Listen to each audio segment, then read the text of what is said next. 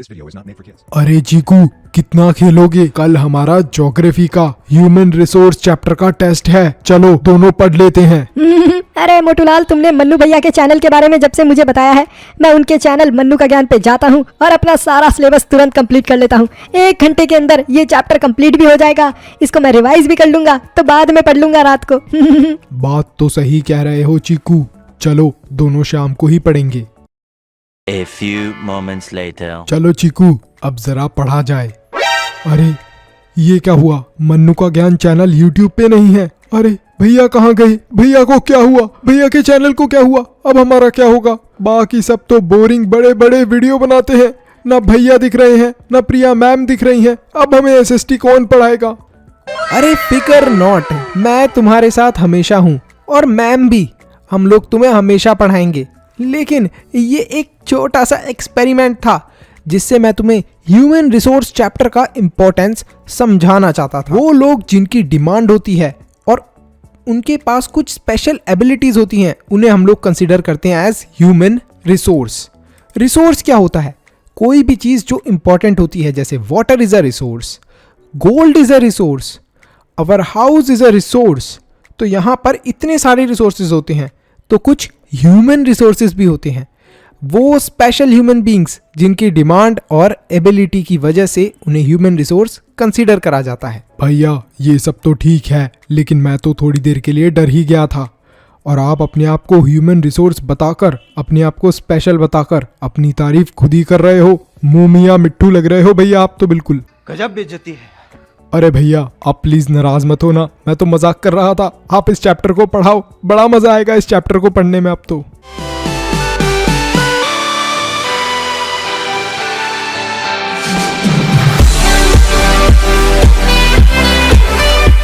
Hello and welcome back everyone. आज हम लोग पढ़ने वाले हैं अब complete human resource chapter.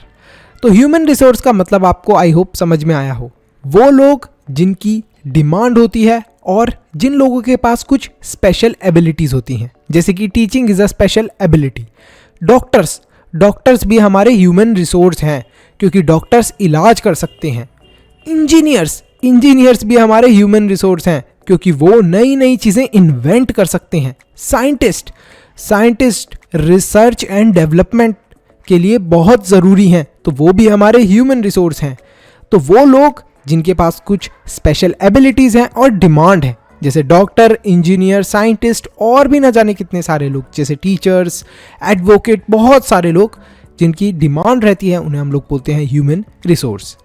Human resource, like other resources, are not equally distributed over the world. पूरी दुनिया के अंदर अगर आप देखोगे तो ह्यूमन रिसोर्स ऐसा नहीं है कि सबको इक्वली मिले हुए हैं।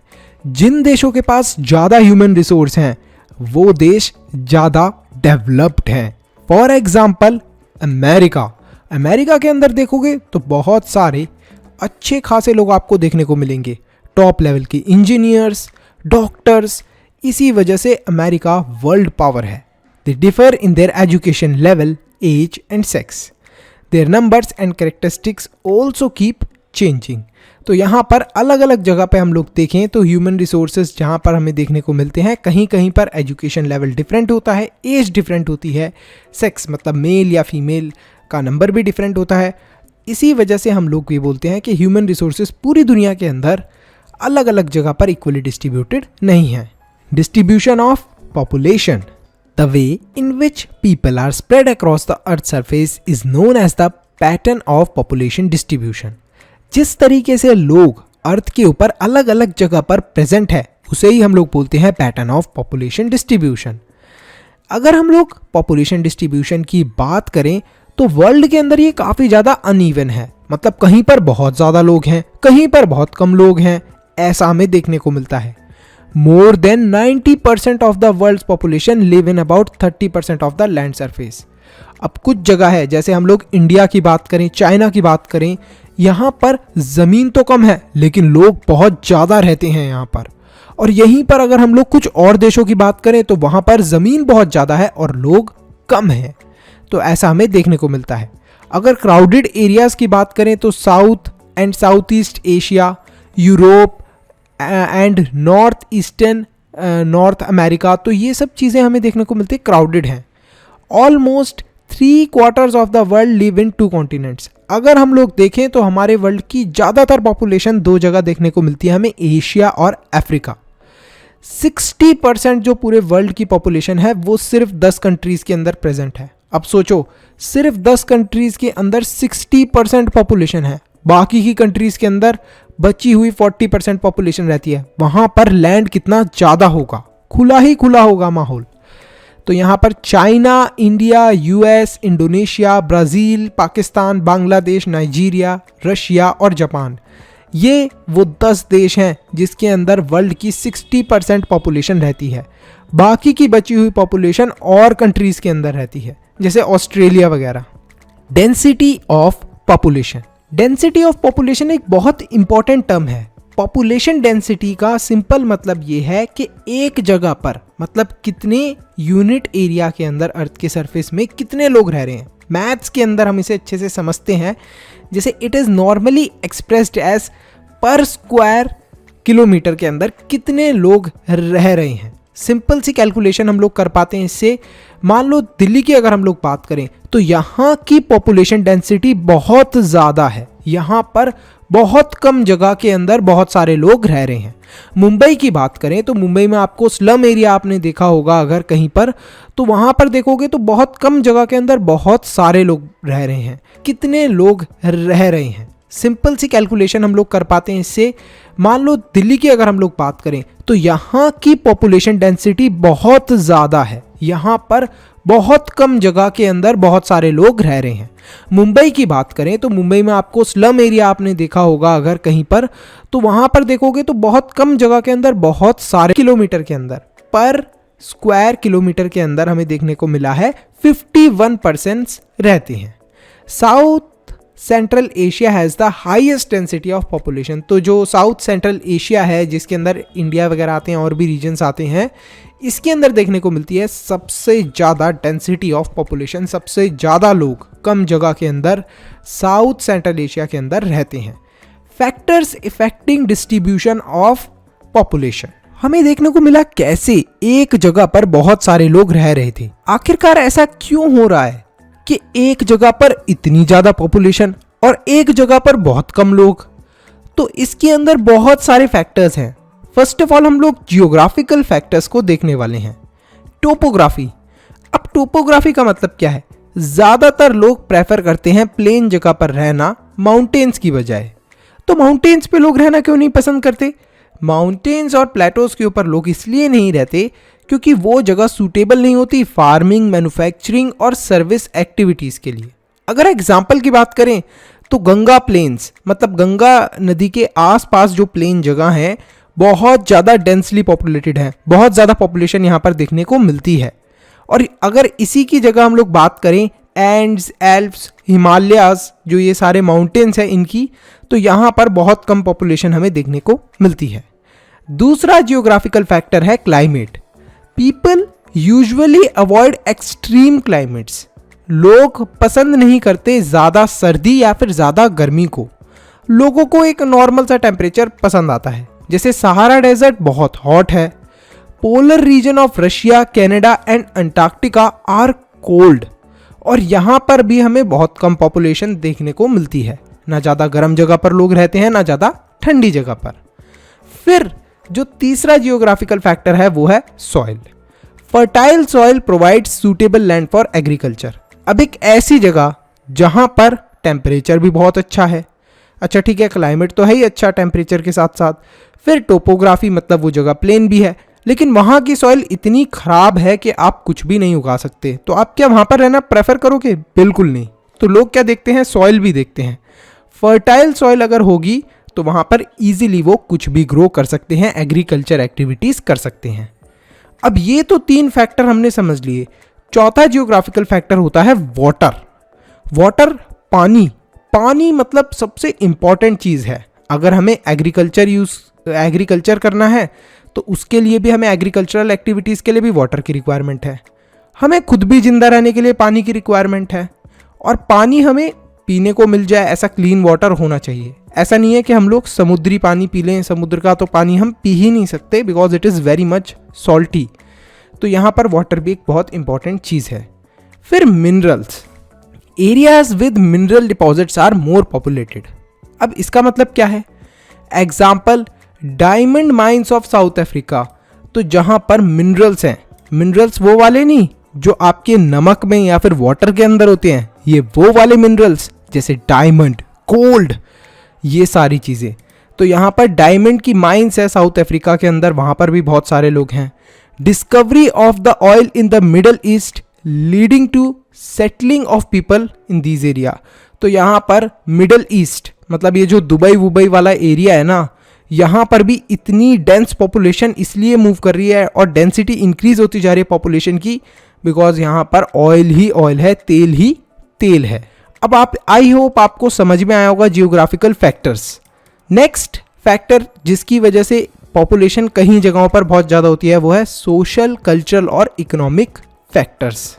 अब आखिरकार ये सोशल, कल्चरल और इकोनॉमिक फैक्टर्स का मतलब क्या है? सबसे पहले वर्ड सोशल से समझते हैं। सोशल मतलब वो जगह जहाँ पर घर अच्छे से बने रहते हैं, एजुकेशन के लिए स्कूल अच्छे बने हुए हैं, हेल्थ फैसिलिटीज़ मतलब हॉस्पिटल्स हैं, वो जगहें भी डेंसली पॉपुलेटेड होती हैं। एग्जाम्पल के लिए पुणे। फिर बात करते हैं कल्चरल फैक्टर जो है वो है प्लेसेस विद रिलीजन और कल्चरल सिग्निफिकेंस अट्रैक्ट पीपल। अब आपने वाराणसी और आपने ये देखा होगा जो हमारा हरिद्वार है, यहाँ पर भी बहुत ज़्यादा डेंस पॉपुलेशन है वाराणसी वाले एरिया में और हरिद्वार वाले एरिया में।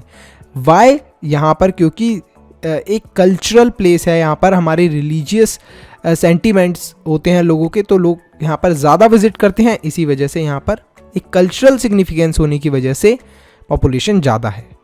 फिर है इकोनॉमिक। इकोनॉमिक मतलब कि पैसा। तो इंडस्ट्रियल एरिया जहाँ पर होता है, बड़ी बड़ी फैक्ट्रीज होती हैं, यहाँ एम्प्लॉयमेंट जहाँ पर मिल जाता है, कंपनियां होती हैं बड़ी बड़ी, वहाँ पर लोग रहना प्रेफर करते हैं क्योंकि उन्हें आसानी से जॉब मिल जाती है। जैसे दिल्ली के अंदर अगर बात करें, मुंबई के अंदर बात करें, बड़ी बड़ी कंपनियां हैं तो आसानी से किसी को भी जॉब मिल जाती है। तो यहाँ पर इकोनॉमिक फैक्टर भी है जिसकी वजह से एक एरिया की पॉपुलेशन इंक्रीज हो सकती है। आई होप अब आपको ये बहुत अच्छे से समझ में आया होगा जियोग्राफिकल फैक्टर्स, सोशल, कल्चरल और इकोनॉमिक फैक्टर्स। अब बात करते हैं पॉपुलेशन चेंज की।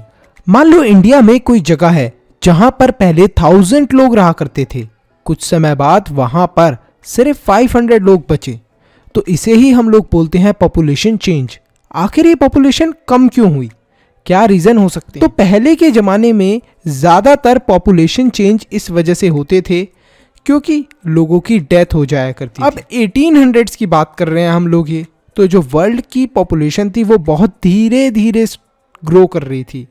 ठीक है, large number of babies born तो होते थे लेकिन उनकी डेथ हो जाया करती थी। रीज़न था क्योंकि उस समय प्रॉपर हेल्थ फैसिलिटीज़ नहीं थी, बहुत अच्छे हॉस्पिटल्स नहीं थे, दवाइयाँ नहीं थी, इस वजह से छोटी मोटी बीमारी से भी बच्चों की डेथ हो जाती थी। एक और बड़ी प्रॉब्लम थी, उस समय सफिशिएंट फूड भी नहीं था, मतलब लोगों के लिए खाने के लिए भी चीज़ें अवेलेबल नहीं थी। तो ये बहुत बड़ी एक प्रॉब्लम क्रिएट हो रखी थी। 1804 के अंदर जो वर्ल्ड की पॉपुलेशन थी वो थी 1 बिलियन। 1959 के अंदर वर्ल्ड की पॉपुलेशन 3 बिलियन हो गई। एकदम से इतनी ज़्यादा पॉपुलेशन इंक्रीज हो गई, इसी वजह से इसे बोला गया पॉपुलेशन एक्सप्लोजन। 1999 के अंदर 40 ईयर्स बाद 1959 के हम लोगों ने ये देखा कि पॉपुलेशन अब डबल हो गई है, 6 बिलियन हो गई है पॉपुलेशन। तो यहाँ पर ऐसा क्यों हुआ? तो यहाँ का मेन रीजन ये था कि अब खाना पीना बेटर था, बेटर फूड सप्लाईज थे, हर किसी को खाना मिल पा रहा था, दवाइयाँ, मेडिसिन मिल पा रही थी, इसी वजह से अब डेथ्स बहुत कम हो गई थी। बहुत कम लोग बीमारियों की वजह से और खाने की कमी की वजह से मर रहे थे। ये भी देखा गया कि जो बच्चे थे, छोटे बच्चे थे, वो भी अब सरवाइव कर पा रहे हैं क्योंकि उन्हें दवाइयाँ अच्छे से मिल रही हैं। नेचुरल ग्रोथ रेट, दो टर्म है, बर्थ रेट और डेथ रेट। बर्थ रेट यानी कि the number of live births per 1000 people, 1000 लोगों में से कितने लोग पैदा हो रहे हैं। Death rate the number of deaths पर 1000 पीपल, 1000 लोगों में से कितने लोगों की डेथ हो रही है। तो ये दो टॉपिक तो आपके क्लियर होंगे। फिर आते हैं माइग्रेशन पे। तो migration is the movement of people from one place to another place. Simple सी इसकी डेफिनेशन है। और माइग्रेशन शायद आपने क्लास 8 की साइंस में भी पढ़ा हो। तो बर्ड्स जो होती हैं, माइग्रेटरी बर्ड्स, वो एक जगह से दूसरी जगह चली जाती हैं। तो माइग्रेशन के अंदर भी ऐसा ही होता है, लोग एक जगह से दूसरी जगह चले जाते हैं। लेकिन ऐसा क्यों होता है? शायद जॉब की वजह से लोग एक जगह से दूसरी जगह चले जाते हैं। सारी चीज़ समझेंगे थोड़ा डिटेल में। The difference between the birth rate and the death rate of a country is called the natural growth rate. जो डिफरेंस होता है बिटवीन बर्थ रेट और डेथ रेट, इन दोनों के बीच का जो डिफरेंस होता है, इसे ही हम लोग बोलते हैं natural growth rate. The population increases in the world is mainly due to rapid increase in natural growth rate. तो हमारी जो पॉपुलेशन इंक्रीज हो रही है पूरे वर्ल्ड के अंदर, उसका एक सिंपल रीज़न है नेचुरल ग्रोथ रेट। मतलब लोगों की डेथ कम हो रही है कंपेयर टू कितने लोग पैदा हो रहे हैं। तो ज़्यादा लोग पैदा हो रहे हैं और डेथ्स कम हो रही हैं। माइग्रेशन की वजह से भी पॉपुलेशन के साइज़ के अंदर चेंज आता है। अब जैसे अगर हम यूएस की बात करें तो पहले अमेरिका के अंदर बहुत कम पॉपुलेशन हुआ करती थी, लेकिन फिर धीरे धीरे करके इमिग्रेंट पीपल जो कि अपनी कंट्रीज़ को छोड़कर अमेरिका के अंदर आने लगे। आखिर ये लोग अमेरिका के अंदर क्यों आ रहे थे? जॉब्स के लिए। अमेरिका के अंदर अच्छी जॉब थी, अच्छी सैलरी थी, खाने पीने की फैसिलिटीज़ थी और हॉस्पिटल्स भी काफ़ी अच्छे थे। तो लोग अपनी कंट्री से अमेरिका के अंदर आ जाया करते थे। Immigrants are those who arrive in a country, और इन लोगों को हम लोग बोलते हैं इमिग्रेंट्स। जैसे मान लो कि अगर मैं अमेरिका के अंदर चले जाऊं रहने के लिए, तो मुझे वहाँ के लोग बोलेंगे कि मैं अमेरिका के अंदर एक इमिग्रेंट हूँ। सूडान एक बहुत अच्छा एग्जाम्पल है। इस कंट्री के अंदर बहुत ज़्यादा पॉपुलेशन चली गई है due to out migration. Out migration का मतलब यहाँ की बहुत सारी पॉपुलेशन कंट्री से चली गई है। सिंपल मतलब ये है। तो यहाँ के जो लोग हैं वो दूसरी कंट्रियों में चले गए हैं काम करने के लिए। Patterns of population change. Rates of population growth vary across the world. अगर हम लोग वर्ल्ड के अंदर अलग अलग जगहों को देखें तो हर जगह पॉपुलेशन अलग तरीके से बढ़ रही है। अगर बात करें कीनिया की, तो यहाँ पर काफी ज्यादा हाई पॉपुलेशन ग्रोथ है। पॉपुलेशन हाई है तो सिंपल मतलब क्या कि बर्थ रेट्स बहुत ज़्यादा हाई हैं। लेकिन इसका मतलब ये नहीं है कि लोगों की यहाँ पर डेथ नहीं हो रही। यहाँ की डेथ रेट भी काफ़ी ज़्यादा हाई है, लेकिन यहाँ पर बेबीज़ ज़्यादा बॉर्न हो रहे हैं, बच्चे ज़्यादा बॉर्न हो रहे हैं। तो बर्थ रेट ज़्यादा होने की वजह से वो जो डेथ रेट वाला रेशो है वो भी कवर हो जा रहा है। कंट्रीज़ यूनाइटेड किंगडम जैसी जो कंट्रीज़ हैं, यहाँ पर पॉपुलेशन ग्रोथ काफ़ी ज़्यादा स्लो हो रही है, क्योंकि लो डेथ है और लो बर्थ रेट है। मतलब बहुत ही कम लोगों की डेथ भी हो रही है और बहुत ही कम लोग पैदा हो रहे हैं। Population composition. Population composition refers to the structure of the population. It tells about age, sex, literacy level, health condition, occupation and income level of population. अब ये बहुत इंपॉर्टेंट है। पॉपुलेशन कंपोजिशन इसलिए इंपॉर्टेंट है कि हमें पता होना चाहिए कि अगर एक कंट्री की जो पॉपुलेशन है उसके अंदर क्या एज है, एवरेज एज क्या है लोगों की, क्या सेक्स रेशो है, मतलब कितने मेल हैं कितने फीमेल हैं, कितने लोग उस कंट्री के अंदर पढ़े लिखे हैं, हेल्थ कंडीशन, उस कंट्री के अंदर हॉस्पिटल कैसे हैं, लोगों की तबीयत कैसी है, या लोग कैसे रहते हैं वहाँ पर, ज़्यादा लोगों को बीमारियाँ होती हैं या नहीं होती, ऑक्यूपेशन, क्या काम करते हैं लोग, लोगों का इनकम लेवल क्या है, कितने पैसे कमाते हैं इस कंट्री के लोग। तो इस तरीके से हम लोग पता करते हैं population composition. Population pyramids, also called an age sex pyramid, is a way to study the population composition of a country. तो यहाँ पर एज सेक्स पिरामिड आपको दिख रहा है, इसको हम लोग एक बार डिटेल में देख लेते हैं। ये रहा एक पॉपुलेशन पिरामिड। अब पॉपुलेशन पिरामिड के थ्रू हमें पता चलता है कि एक कंट्री के अंदर कौन सी एज ग्रुप के लोग ज़्यादा हैं और कौन सी एज ग्रुप के लोग कम हैं। इसको सब डिवाइड भी करा होता है मेल्स और फीमेल्स के अंदर, जिससे कि हमें ये भी पता चल जाए कि कितने मेल हैं और कितनी फीमेल्स हैं। अब यहाँ पर दो ग्रुप्स होते हैं डिपेंडेंट लोगों के। डिपेंडेंट मतलब कोई किसी के भरोसे पर है, उसे हम लोग डिपेंडेंट बोलते हैं। तो यंग डिपेंडेंट्स मतलब कि बिलो द एज ऑफ 15 जो भी पर्सन होता है उसे यंग डिपेंडेंट बोलते हैं हम लोग, क्योंकि 15 साल तक बच्चा डिपेंड किस पे होता है, अपने पेरेंट्स पे, खाने के लिए, पीने के लिए, पढ़ाई के लिए। फिर आते हैं एल्डरली डिपेंडेंट। एल्डरली डिपेंडेंट किसे बोलते हैं? बड़े बूढ़े लोग। 65 ईयर्स के बाद जो लोग ज़्यादा अपना काम वाम नहीं कर सकते उन्हें हम लोग बोल देते हैं एल्डरली डिपेंडेंट। ये डिपेंड होते हैं और लोगों पे अपने काम के लिए।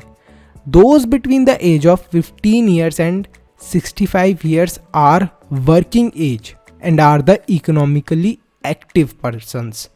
तो यहाँ पर जो भी 15 साल से 65 ईयर्स के बीच के लोग हैं वो वर्किंग एज के होते हैं। 65 के बाद ज़्यादातर लोग काम नहीं कर पाते, और ये लोग जो 15 ईयर्स से 65 ईयर्स के बीच वाले होते हैं ये इकोनॉमिकली एक्टिव होते हैं, बहुत सारा पैसा कमा के देते हैं एक देश को। तो यहाँ पर जो पॉपुलेशन पिरामिड है उससे हमें क्लियरली पता चल जाता है कि कौन सी एज ग्रुप के लोग एक कंट्री के अंदर ज़्यादा हैं, साथ ही में एक कंट्री के अंदर कितने डिपेंडेंट लोग हैं और कितने वो लोग हैं जो किसी पे डिपेंड नहीं होते। अब डिपेंडेंट लोगों का हमें पता चल जाएगा तो मतलब सिंपली हमें क्लियर हो जाएगा कि इस कंट्री की जो इकोनॉमिकल कंडीशन है, मतलब इस कंट्री के पास पैसा थोड़ा कम होगा, थोड़ी गरीब होगी। और जिस कंट्री के अंदर कम डिपेंडेंट लोग होंगे वो कंट्री ऑब्वियसली इकोनॉमिकली रिच होगी। नेक्स्ट, द पॉपुलेशन पिरामिड हम लोग देखने वाले हैं ऑफ कीनिया। तो यहाँ पर कीनिया में आप देख लीजिए कि जो यंग बच्चे हैं उनकी ग्रोथ बहुत ज़्यादा दिखाई गई है। मतलब फ्रॉम 0 to 4 ये जो ग्राफ है ये बहुत ज़्यादा है। लेकिन एक चीज़ को आप नोटिस करोगे, जब ये ऊपर की तरफ जा रहा है ग्राफ तो ये बहुत पतला हो गया है। मतलब 65 की एज से देखें हम लोग तो 65 से लेके 75 तक बहुत ही कम लोग बच पाते हैं इस कंट्री के अंदर। तो यहाँ पर इनकी क्वांटिटी बहुत कम है, लेकिन जितने बच्चे पैदा हो रहे हैं उनकी क्वांटिटी बहुत ज़्यादा है। इसी वजह से कीनिया की पॉपुलेशन इतनी जल्दी ग्रो कर रही है।